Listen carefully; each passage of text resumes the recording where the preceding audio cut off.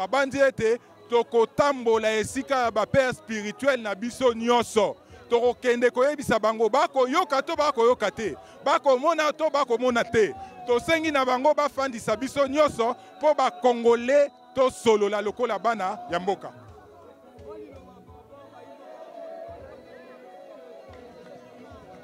Pardon? Il faut qu'on soit prêt. Il faut qu'on soit prêt pour na mboka na bino. Il faut qu'on soit prêt pour na sacrifice suprême. Ce que sengeli que to sali la sacrifice suprême. Kasi pour na lobby, mboka na biso mona bosomi. Pour na lobby, masha mumenu nanga ya Walikale, masha mumenu nanga ya Kishishe, ya Kiwanja, ya Rumangabo, ya ba localité wana nyonso Masisi centre, o ba commune na Pasi, ba zongela Kimia. Donc soyons prêts toko bunda pour mboka na biso eleki nyonso. Tali anti-valeur nde tozoboya parmi ba valeur binomoro bomoni et tout le ya ba jeune ba présent bazalaki awa présent ba même pas le meilleur mais ba yena se ambula ndenge to vota ki le commandant du peuple président Martin Fayulu ndenge pe ba jeune to répondre en activité à lelo parce que go elingi kozala e go passe elingi e banda nde tozali awa na présence pour na ko répondre en activité à lelo. Voilà.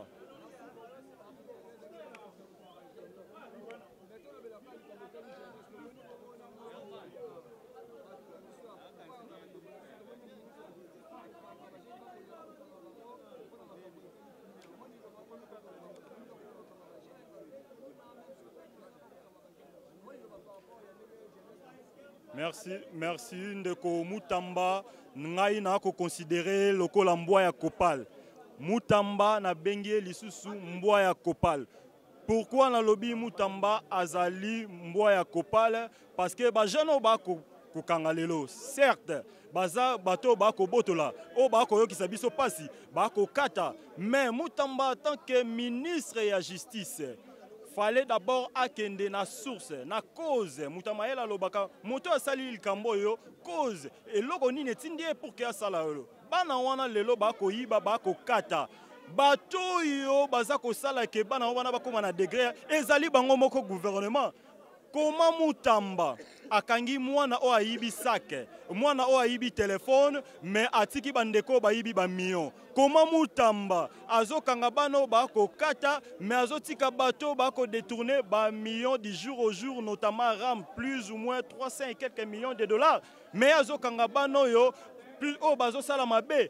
Comment Mutamba yazo kanga bana wana pour que bakende na bango ya koboma. Aussi longtemps atiki ba indo-pakistanais, ba salaka, ba whisky, oyo, ezali ko troubler moral ya bana wana. Est-ce que vous savez que parmi ba acteurs bana ba ko sala, ezali ba whisky o ba ko melaka du jour au jour. Fallait ko kanga bendie wana o ezobebisa, ba zododo o ezobebisa moto na bango.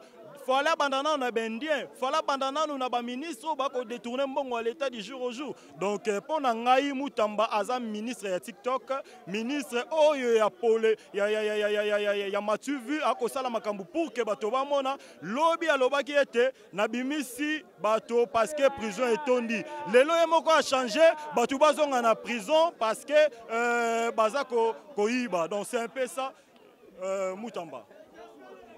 Activité à lelo ezali pona koboya changement ya constitution oyo ndeko Chilombo alingi ya sala. Constitution ba ko changer yango te pona nini tocha barrière sur oyo Chilombo alinga sala lokola constitution.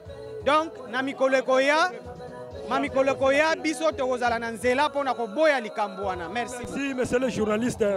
Premièrement, nous félicitons la jeunesse de les idées Kinshasa. Vous-même, vous avez vu sous la pluie, mais la jeunesse a manifesté la volonté. La jeunesse était là, nombreux.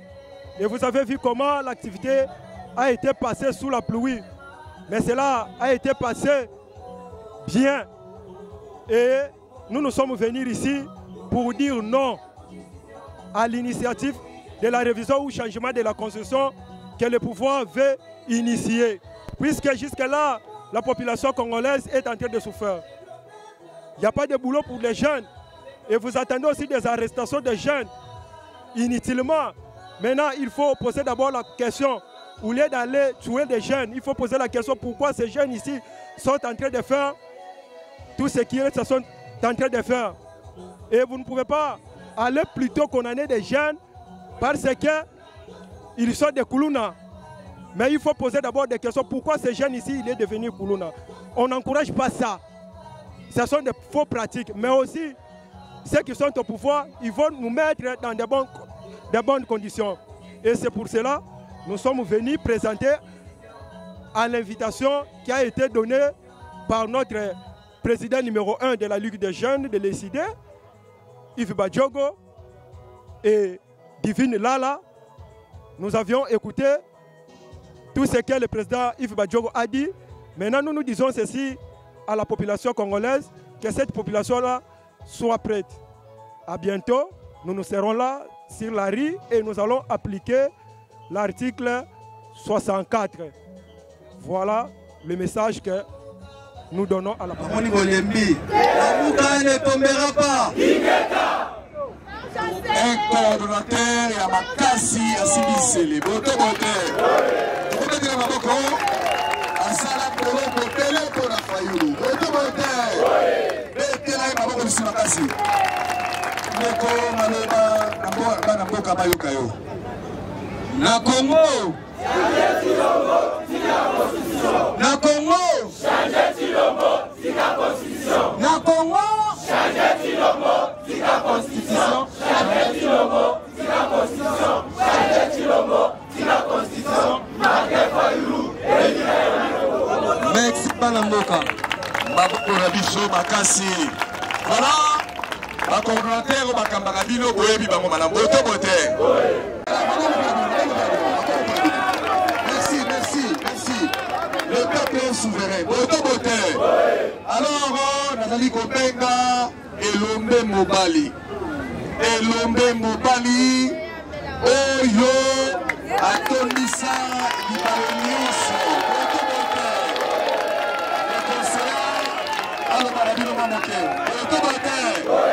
Merci de lobby na Congo to changer Chilo.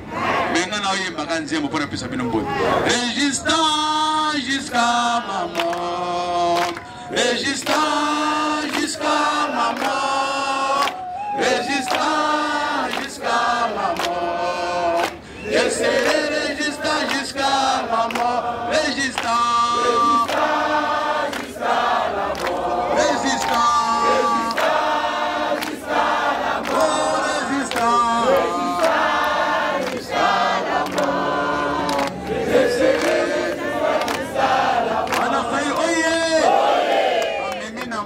Memina bisobe bisoye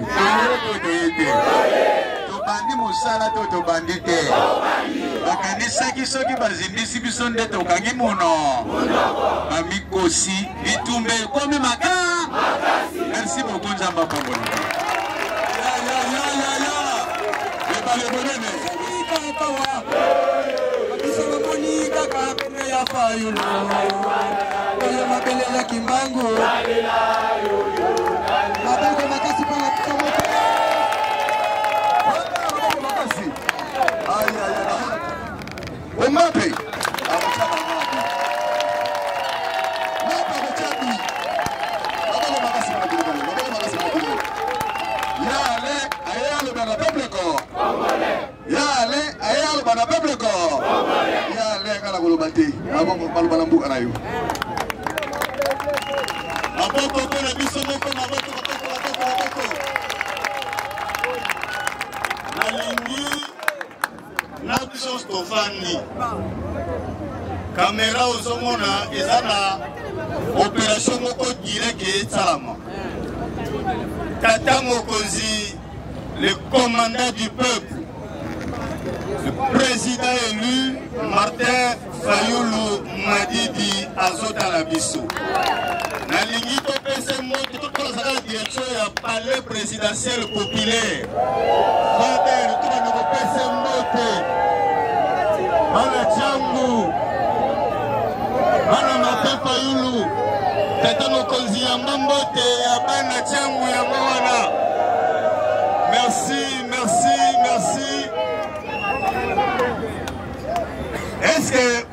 rapport ni Chilombo akwea kama kuna bana pele pouvoir ayibaka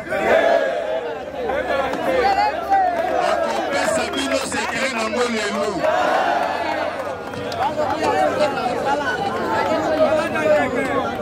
bino bosaka na eloka koyiba eloko koyiba ezali awa mokolo mpe eloko atiki yo te alandako partout yombo na yombo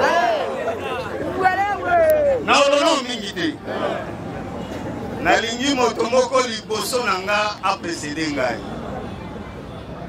na ndenge toyokani toye tosola na bana ntiango basekele nyonso fo tobimisa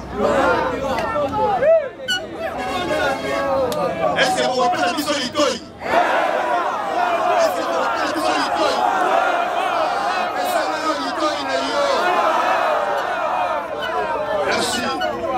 nalinga na introduire moke naliboyeke nga na oloba na nga na oloba na deuxième position mokambi na nga apesi maloba me naboyi te oleki toyokanaki esekelaki kamara kimbuta nde abanda yango lobi ndeko kimbuta apesa bino oyo akobanda na yango tutoya kodevelope mpe ndeko na nga mai akoya kosukisa boye te ese kondimi ologique wana oyo pepete na kimbuta donc kimbuta yaka sous nos applaudissements topeti maboko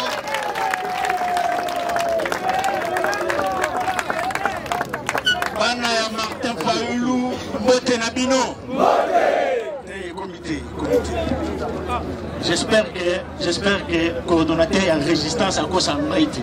Parce que nous avons la supervision. C'est une zone qui n'est pas vieille. Ce qui n'a commis et pas le président, le leader incontournable, le président, légitimement élu Martin Fayulu. nayebisa yeke mwana mobali oyo namoni bamibali oyo nyonso namoni ya bakosala mosala eza boye te bana ya Martin Fayulu mbote bana ya eside mbote avec eside non mais maboko beti bien te bolobi bien mais maboko ebetami bien te namoni neti bato ya Tshilombo bazao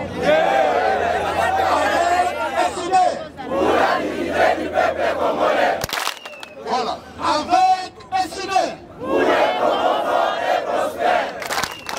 Avec SID, c'est possible, c'est possible, c'est possible. Voilà. Est-ce que vous voyez la signification de c'est possible? Oui, bien. Et l'autre va expliquer la signification de c'est possible.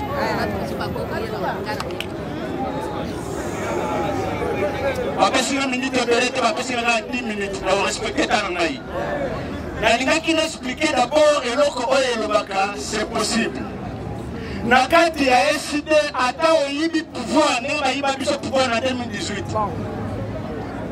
Nous avons espoir que nous allons pouvoir passer à la mode. Nous allons continuer le bien. Si on a déjà mutali kecha mutala cha wana moi. Et nous on va balata wana moi. Ona nite. Yango bomoni Tshilombo matin midi soir ba bloka kaye. Ya bloc na ya mona ngwe ba ba. Or ka bosa ngai ba kecha ba twa la tauna moye za. Voilà. So kecha ba twa la tauna moye ndeni. Yo yibe lo ba ba to mona tauna moye. Ono ngo mona. Bo eloko ko yiba ba tauna butu bo ko ngo mona te.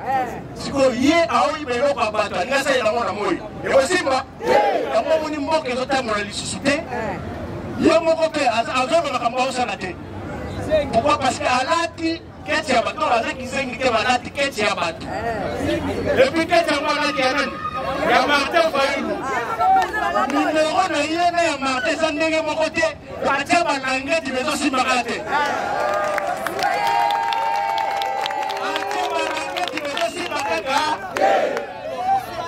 Donc ça c'est la nini? Alors on a son ça. Si vous posez ça, il y a moins de temps le bas. Biso, là-bas, on a décidé de la carte à la mouka. Tout ça, le processus de Kinshasa. Vous voyez bien moi? Non, on a dit tous vraiment ensemble. Parce que, bah, imaginez que nous, il faut que nous, bayebi le processus de Kinshasa. Cohésion nationale et l'unique collectanine. Ce qui vont continuer bien, et l'unique collectanine locale, on va expliquer que nous avons bien été. Et ça va être? Ok. Est-ce que vous avez pourquoi tu as le processus de Kinshasa? Tu as le processus de Kinshasa parce que tout le monde ici, quand nous sommes sortis le matin, nous sommes morts et c'est invité. Akena mboka na Rwanda esimbite azongi na yango na Nairobi esimbite yemoka komi kotambola. J'espère que nous soki ba avion na ba kérosène de la ba aviateur ba lemaye bon ba komona mutu lelo ye voyage no basongi sio no bikuno ye voyage no botika na kasambu no bikuno ye sono botika na kenge ba le kono na yota bola ka boye neveni yozo luka nini banda ba banda kotambola ata kirda ya ba masanga na wati ata investisseur moko oya ko sala la biso ata kirda ya ba mayera yete yango biso to biseno mwana mboka. Quand bien même que ça Mouibi peut battre à rien. Et là, vous êtes Mouibi passe à la ligne avant Wanaka. Somo Yibaki, nous sommes salés au Sali Toubela.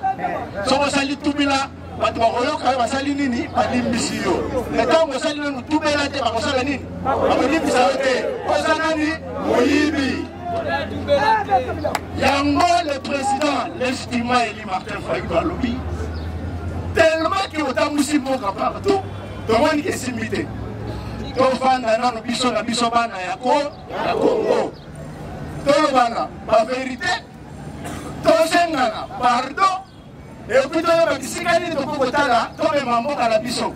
Et ça va être? Est-ce que la proposition est à ma bête? C'est qu'on y a comment il y a un opposant à Nani.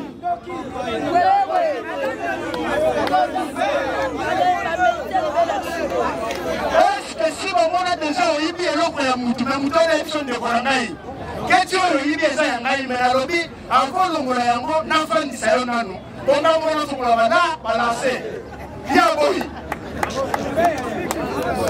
Donc, ça pour confirmer que qu'est-ce que tu as déjà à Ngaï, voilà. Sur le président, il sait que notre fanda autour de l'État pour discuter dans ma campagne Italie. La carte de vérité, les leaders ont continué à trouver comment on a pouvoir n'engue. Voilà. Nani a connu ça au comment kuna n'engue boyo ozoate. Yakoye disabiso ango na table.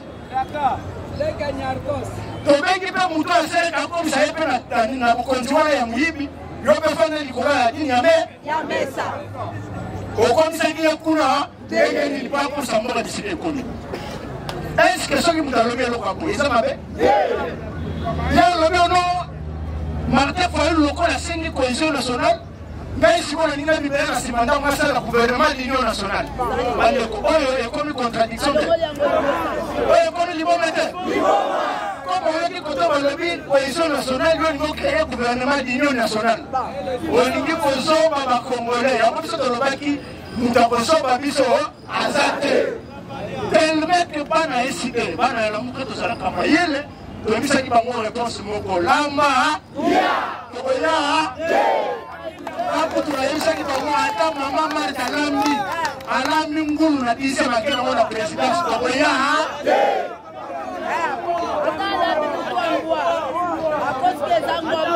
Oya bisio fana ndiko ngai. Tosenga na tolo bana na vérité. Na kati ya vérité, toyeba parce que les Congolais en 2018 Martin Fayoulou avec 69%.